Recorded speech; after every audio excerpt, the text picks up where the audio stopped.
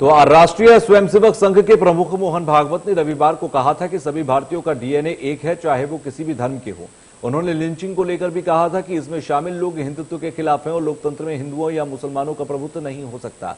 इस बयान को लेकर एआईएमआईएम प्रमुख असदुद्दीन ओवैसी और कांग्रेस के वरिष्ठ नेता दिग्विजय सिंह ने आरएसएस प्रमुख पर निशाना साधा है। मोहन भागवत के बयान पर ट्वीट करते हुए असदुद्दीन ओवैसी ने लिखा है। इसके अलावा दिग्विजय सिंह ने भी ट्वीट किया। अभी शुरू हुआ नहीं हुआ।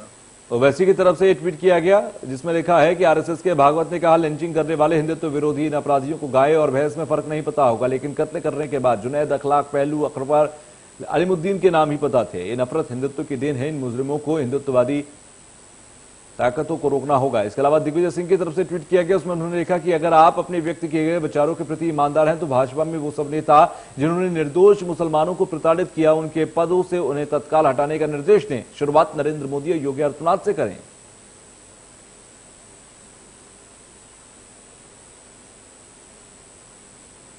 तो ये दो अलग अलग ट्वीट में मोहन भागवत को घेरने की कोशिश की गई। पहला ट्वीट आप देख रहे हैं जो दिग्विजय सिंह का, ये कांग्रेस का रिएक्शन माना जा सकता है। दूसरी तरफ असदुद्दीन ओवैसी की तरफ से रिएक्शन इस पर दिया गया।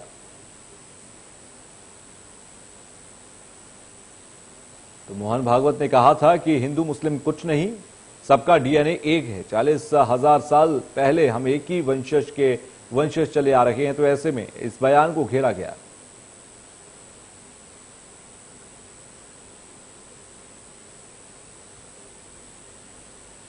तो मोहन भागवत के इस पूरे बयान को हम आपको सुनवाते हैं जिसमें उन्होंने हिंदू मुसलमानों को एक ही 40,000 साल पहले के वंशज बताया है। वो बयान आप सुनिए।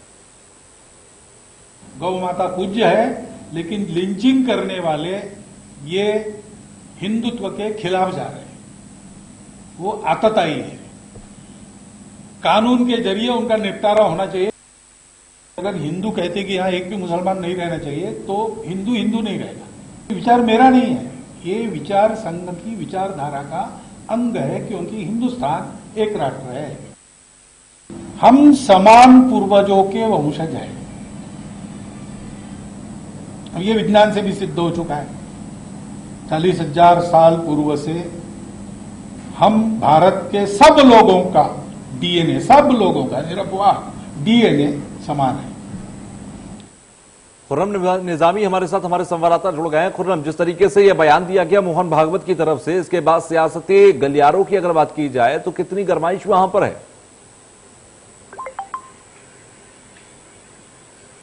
देखिए, जो भाजपा चाहती है और भाजपा का जो फेवरेबल सिचुएशन सर्कमस्टेंसेस होता है पोलराइजेशन कराने के लिए, वो अब धीमे धीमे बन रहा है। मोहन भागवत ने कहा सबका डीएनए एक है, पूर्वज सबके हिंदू थे, लिहाजा हिंदू मुसलमान कहना के कोई मतलब नहीं रह गया है। और मॉब लिंचिंग जो होती है उस पर उन्होंने बोला, तो इस पर असदुद्दीन ओवैसी का पलटवार आ गया और उन्होंने तमाम बातें कह दी। देखिए, जो बातें कही वो आपने सबको सुनाई, लेकिन अब इसका अर्थ क्या है और इसका निहितार्थ क्या हो सकता है? इसका मतलब यह है कि मोहन भागवत ने जो बोला उसका पलटवार होता है, वो अपनी बात कहते हैं। ये तो भारतीय जनता पार्टी चाहती है कि पोलराइजेशन करना है, हिंदू मुस्लिम करना है, तो इससे बेहतर कुछ हो ही नहीं सकता।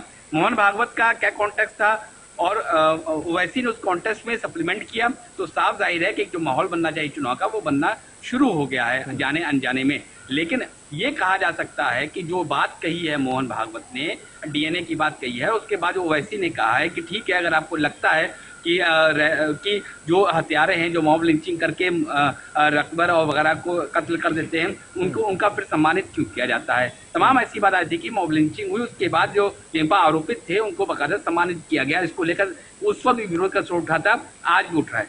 देखिए, अब चुनाव आ चुका है तो जाहिर सी बात है कि भारतीय जनता पार्टी को मालूम है, चाहे दल को मालूम है कि पोलराइजेशन का मतलब इस वक्त क्या है। धीमे धीमे करते करते आगे बढ़ेगा मामला। और जो बीजेपी जो ग्राउंड तैयार करती है, क्योंकि अब देखिएगा यही चीज हर कैंपेन में नजर आएगा बीजेपी की, और अपोजिशन पार्टी उसी में उलझ के रह जाएंगी। होना तो ये चाहिए था कि अगर वो बोल रहे हैं तो अपने विचार रख रहे हैं, पलटवार तेजी से होकर, तो जाहिर सी बात है कि इसका सीधा सीधा फायदा भारतीय जनता पार्टी को मिलेगा और भारतीय जनता पार्टी इसका फायदा उठाने चूकेगी नहीं। यानी कि चुनाव से पहले माहौल तैयार करने की कोशिश इन बयानों के जरिए की जा रही है और भारतीय जनता पार्टी यही चाहती है कि तमाम पार्टियां भी इस पर रिएक्शन दें जिससे कि माहौल उनके लिए तैयार हो सके। शुक्रिया हमसे जुड़ने के लिए खुर्रम निजामी। खबरों में आगे बढ़ते हैं। लंबे समय के बाद यूपी में सिनेमा हॉल को खोलने की अनुमति दे दी गई है। यह भी एक बड़ी खबर इस वक्त की। एक छोटा सा ब्रेक यहां पर लेना, ब्रेक के बाद भी खबरों का सिलसिला लगातार जारी रहेगा।